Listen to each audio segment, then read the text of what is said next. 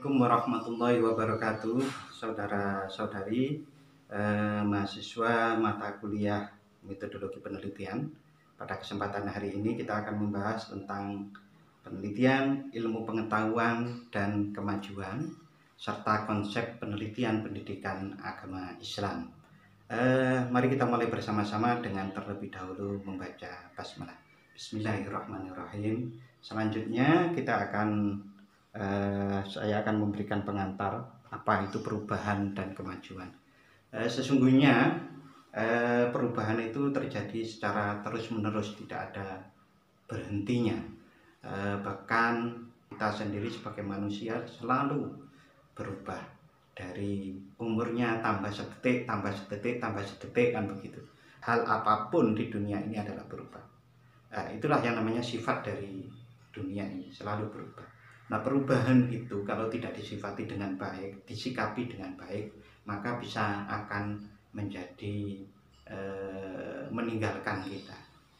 Contoh yang paling tegas, kalau perkembangan adanya wabah COVID-19 ini tidak disikapi dengan baik, dengan mencari vaksinnya, dengan membuat kebijakan tentang pakai masker, protokol kesehatan, pasti manusia akan tergilas oleh perubahan-perubahan itu. Oke, saudara-saudari, dalam dunia pendidikan, contoh dari perubahan yang terjadi secara terus-menerus ini adanya revolusi pendidikan. Revolusi pendidikan sampai saat ini itu ditulis sampai keempat, tapi sebetulnya adalah sampai kelima. Revolusi pendidikan yang keempat itu adalah di mana manusia itu sudah belajar untuk bagaimana belajar. Tetapi pada revolusi pendidikan kelima pada saat ini yang diperlukan bukan hanya bagaimana belajar, tapi bagaimana menyelamatkan diri dari keadaan yang berkembang, yang disruption ini. Maka harus betul-betul mampu untuk mengembangkan satu sistem agar dirinya mampu selamat dari perkembangan teknologi dan informasi ini. Penelitian adalah proses dalam menghasilkan ilmu pengetahuan.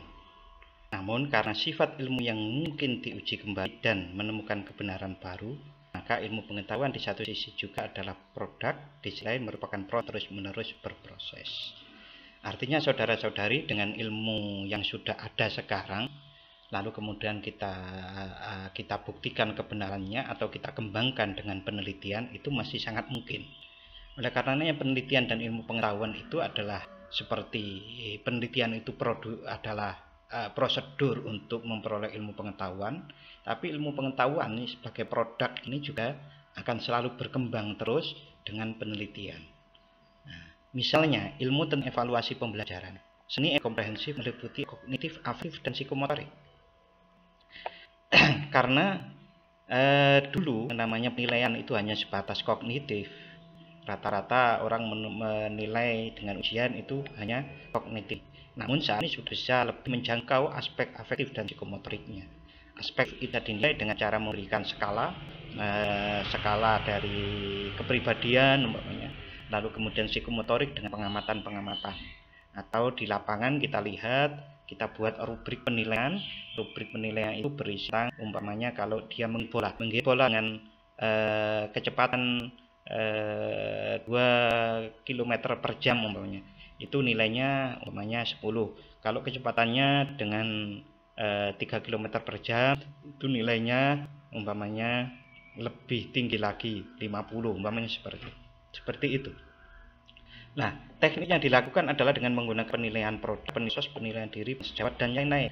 Nah, ini artinya ilmu pengetahuan itu selalu berkembang, teori-teori direvisi, teori-teori dikembangkan lagi. Nah, kemajuan-kemajuan diperoleh sekarang ini itu pada dasarnya adalah seperti itu juga.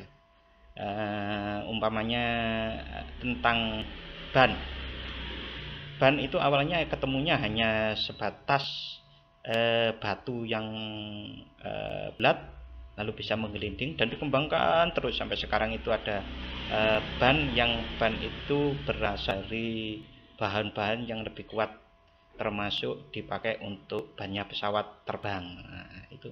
Jadi perkembangan ilmu pengetahuan bisa dilakukan dengan selalu penelitian berkelanjutan. Di bidang pendidikan juga seperti itu. Nah, evaluasi pembelajaran yang lebih komprehensif di atas sangat mungkin masih dikembangkannya dengan kepribadian Islam untuk aspek kognitifnya. Proses ini terus-menerus berjalan karena dilakukan penelitian. Nah, saudara-saudari, terkait dengan ini, teori yang dihasilkan di dalam pendidikan, dihasilkan itu oleh proses penelitian. Menurut tingkatan dalam teori, ada grand teori, middle range teori, dan practice teori, micro simulation specific teori. Nah, ini pendapatnya Melis pada tahun 1997. Apa yang dinamakan green theory? Green theory merupakan teori yang masih bersifat abstrak dengan cakupan yang masih luas, belum bisa secara langsung diuji secara empiris, tapi merupakan dasar dari perkembangan teori yang lebih spesifik. Contoh green theory, middle range teori memiliki hubungan yang lebih kuat dengan penelitian dan praktek. Nah, kalau green teorinya adalah manajemen, maka middle teorinya adalah manajemen SDM, seperti itu. Practice teori lebih spesifik dan telah cakupannya dengan middle range teori. Teori pada level ini juga didefinisikan sebagai prescriptive teori, situation specific teori, dan micro teori. Contoh adalah motivasi berprestasi. Itu adalah tentang hubungan antara ilmu pengetahuan, penelitian, dan kemajuan. Berikutnya kita masuk pada konsep penelitian pendidikan Islam. Oke, konsep dengan pengertian metode penelitian pendidikan. Apa metode pendidikan? Kita batu persoalan. Kita dengan pengertian metode penelitian. Metode penelitian adalah cara ilmiah untuk mendapatkan data dengan tujuan dan kegunaan tertentu. Jadi yang namanya metode penelitian itu adalah cara yang ilmiah untuk mendapatkan data dengan tujuan dan kegunaan tertentu. Ilmiah, data, ada tujuan, kegunaan dari penelitian. Apa itu ilmiah, apa itu data, apa tujuan dan kegunaan, berikutnya bisa diamati, dipelajari. Yang namanya ilmiah, cara ilmiah berarti kegiatan penelitian harus didasarkan pada ciri-ciri keilmuan, yaitu rasional, empiris, sistematis. Ini sudah saya jelaskan di pertama kita. Yang namanya rasional adalah masuk akal dan terjangkau oleh penalaran. Empiris dapat diamati oleh indera manusia sehingga yang lain dapat mengetahui dan mengamati cara-cara yang digunakan. Dan yang ketiga adalah sistematis, menggunakan langkah-langkah tertentu yang bersifat logis. Nah, saudara-saudara bisa kembali pada video yang pertama, keterangan tentang ilmiah itu. Kita lanjut tentang data. Data empiris yang mempunyai kriteria valid adalah derajat ketepatan antara data yang diperoleh dengan objek yang diteliti. Nah, jadi betul-betul yang namanya valid itu kalau dikatakan 1 meter, ukurannya 1 meter, maka objek yang diukur itu betul-betul 1 meter. Kemandirian anak panti asuhan itu adalah dalam kategori sedang. Ternyata setelah betul-betul dilihat, diamati, dipahami dalam waktu yang lama, ternyata kemandirian anak panti asuhan adalah dalam kategori sedang. Validitas data diperoleh dengan instrumen atau alat pengumpul data yang lulus uji reliabilitas dan objektivitas. Jadi validitas itu harus reliable dan objektif. Tetapi kalau reliable belum tentu valid. Nah, itu dengan cara-cara kita menggunakan statistik, rumus-rumus statistik, dibantu dengan kalkulatornya statistik yang namanya SPSS itu diantaranya, maka kita bisa dengan mudah. Nah, instrumennya bagaimana membuatnya? Instrumen atau alat pengumpul data. Nanti akan kita pelajari bersama-sama nih, bagaimana membuat angket, bagaimana membuat skala yang valid dan reliable. Nanti akan kita pelajari. Reliabilitas adalah keajekan atau konsistensi data dalam interval waktu tertentu. Ajek atau konsisten. Dalam pengertian kalau hari ini diukur kemandiriannya dengan angket dan kategorinya adalah sedang, besok juga masih sedang. Kecuali dia melakukan peningkatan-peningkatan dengan training, dengan memahami pola belajar, memahami kehidupan ini, lalu kemudian meningkat kemandiriannya. Nah, reliable itu adalah konsisten. Nah, kecuali kalau ada perlakuan-perlakuan atau pergerakan-pergerakan yang bersangkutan yang diukur itu yang sangat berbeda. Objektivitas berkaitan dengan interpersonal agreement, itu kesepakatan banyak orang. Artinya standar ilmiah itu sendiri adalah sebagai salah satu langkah untuk memperoleh agreement, interpersonal agreement atau kesepakatan banyak orang itu. Maka kalau kita mampu mengembangkan satu model seperti Iqra Bismi Rabbik yang sering saya ceritakan. Iqra Bismi Rabbik itu adalah pendekatannya dengan pendekatan landasan spiritual. Tetapi untuk dapat kesepakatan banyak orang, interpersonal agreement ini kemudian bisa dilakukan, dikembangkan dengan standar ilmiah. Oke saudara-saudari, berikutnya adalah tentang tujuan. Tujuan penelitian itu ada 3 secara umum. Orang meneliti itu ingin menemukan sesuatu, ingin membuktikan sesuatu, ingin mengembangkan sesuatu. Penemuan berarti data yang diperoleh ada data yang benar-benar baru yang sebelumnya belum diketahui. Jadi betul-betul baru. Umpamanya Thomas Alva Edison itu menemukan lampu. Sebelumnya tidak ada lampu. Nah, itu adalah betul-betul penemuan. Nah, pembuktian berarti data yang diperoleh membuktikan terhadap asumsi yang diteliti. Pembuktian umpamanya bahwa hierarchy of need Maslow yang tertinggi dari kebutuhan manusia itu adalah aktualisasi diri. Apakah betul bahwa saat ini di dunia yang sekarang diskon, apakah betul yang namanya kebutuhan tertinggi dari manusia itu adalah aktualisasi diri? Nah, kita buktikan dengan penelitian, itu bisa diteliti. Pengembangan berarti memperdalam dan perluas pengetahuan yang telah ada. Contoh yang saya lakukan dengan menggunakan pendekatan research and development, diantaranya saya mencoba mengembangkan dan memperluas pengetahuan tentang evaluasi kepribadian Islam yang pernah dulu saya minta Anda mengisinya, terutama yang mengikuti mata kuliah psikologi. Nah, itu mengembangkan keilmuan, memperluas pengetahuan yang ada. Oke, penelitian itu juga mempunyai kegunaan. Hasil penelitian dapat digunakan untuk memahami, memecahkan, dan mengantisipasi masalah. Jadi bagaimana orang dapat memecahkan dan mengantisipasi masalah? Dia harus memahaminya terlebih dahulu. Nah, gunaan penelitian itu komprehensif seperti itu. Memahami, memecahkan, dan mengantisipasi masalah. Memahami penelitian tentang mengapa Indonesia lebih dulu, ini contoh ya. Tentang mengapa Indonesia yang lebih dulu merdeka, SDM-nya kalah kualitasnya dengan negara yang belakangan merdeka. Nah, itu kita mencoba memahaminya. Karena penduduk Indonesia sangat beragam, sangat luas, sehingga kesulitan untuk memajukan secara bersama-sama, sehingga selalu ada yang tertinggal. Umpamanya seperti itu. Ini umpama loh ya. Lalu kemudian yang kedua, kegunaan penelitian adalah untuk memecahkan masalah. Penelitian tentang model pendidikan yang efektif yang dapat meningkatkan SDM. Umpamanya seperti itu.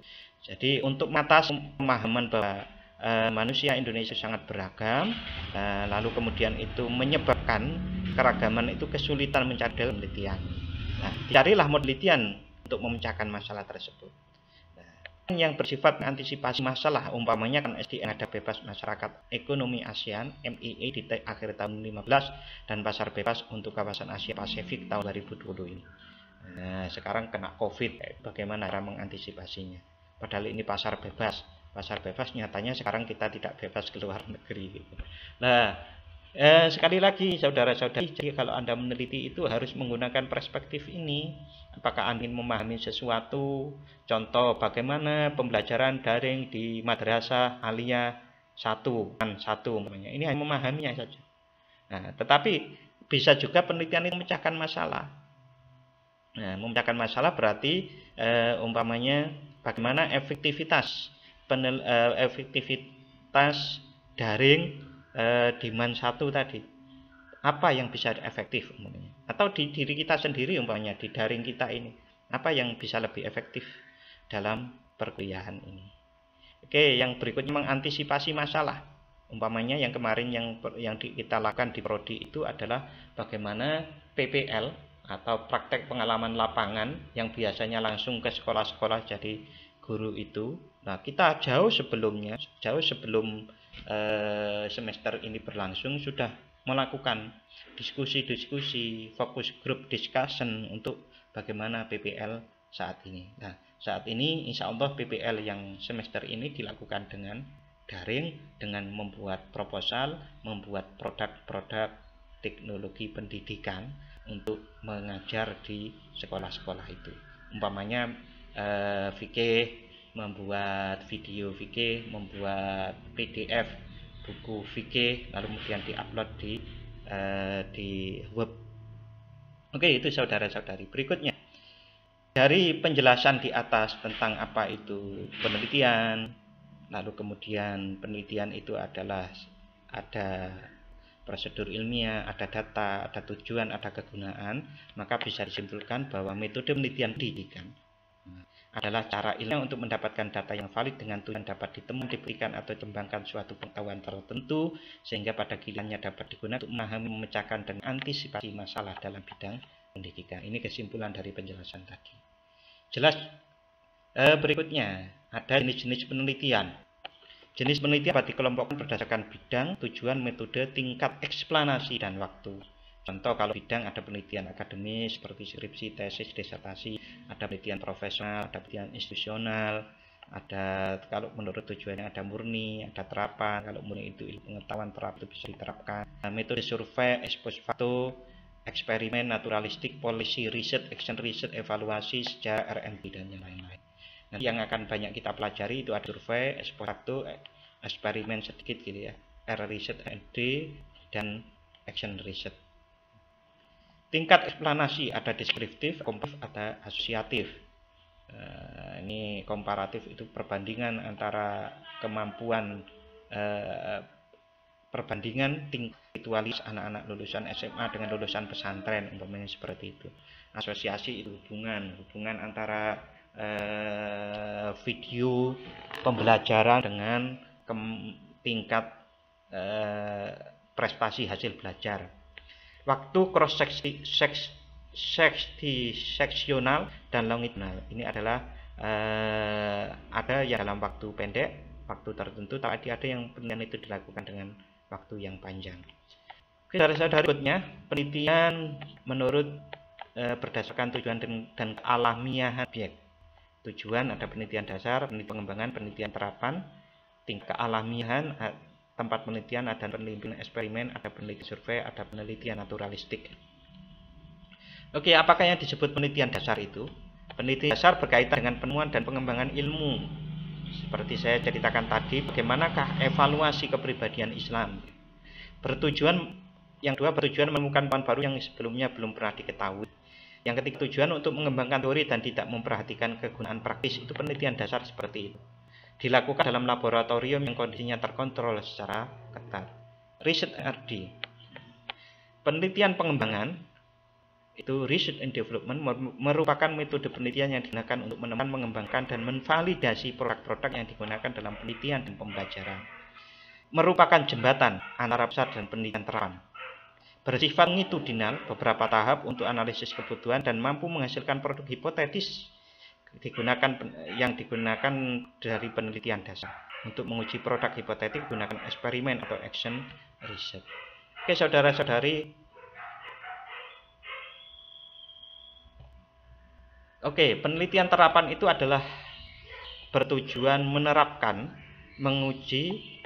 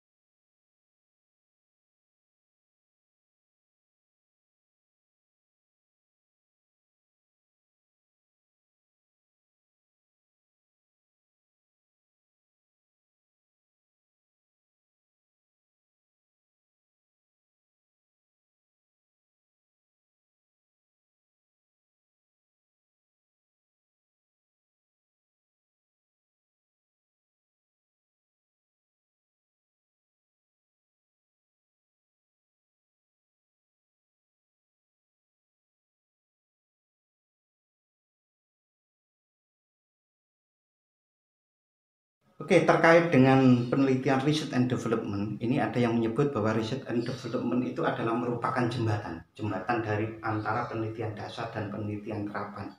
Penelitian dasar yang selalu bersifat pengembangan keilmuan itu lebih sering tidak dipandang tidak applicable atau kurang bermanfaat bagi kehidupan sehari-hari. Oleh karenanya, para ahli kemudian membuat satu metode penelitian dengan research and development, yang mana research and development itu adalah merupakan jembatan antara penelitian dasar dan penelitian terapan, sehingga penelitian pada kelanjutannya nanti selain pengembangan keilmuan juga mampu untuk diaplikasikan dengan secara baik. Contoh hasil research and development itu adalah beberapa penelitian saya, termasuk diantaranya adalah model pembelajaran Iqra Bismi Rabbik. Itu dasar teorinya adalah pengembangan bagaimana pendekatan pembelajaran pendekatan pembelajaran yang menyenangkan tapi juga mampu memberikan manfaat bagi kematangan jiwa.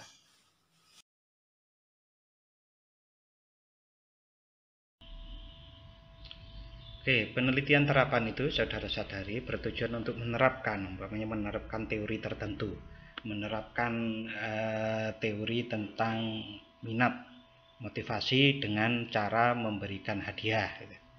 Menguji apakah orang yang mengaji tiap hari itu mempunyai spiritualitas atau religiositas yang tinggi. Mengevaluasi sebuah model pembelajaran yang dilaksanakan. Nah, penerapan, pengujian dan evaluasi ini adalah kemampuan suatu teori itu bagaimana dalam memecahkan masalah-masalah praktis. Penelitian terapan juga bertujuan menemukan pengetahuan secara praktis dapat diaplikasikan memecahkan masalah-masalah praktis. Umpamanya manajemen, di dalam bidang manajemen, bahwa kalau orang itu diberi satu keistimewaan bagian saham, maka karyawan itu akan meningkat daya kerjanya.